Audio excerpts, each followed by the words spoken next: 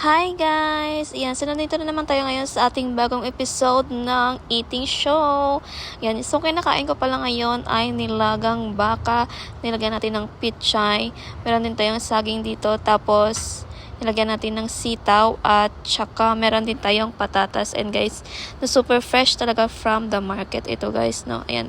So habang kumakain ako ay naalala ko yung mga kahapon. Charing, naalala ko yung mga buhay ko dati guys, no? Sharing lang.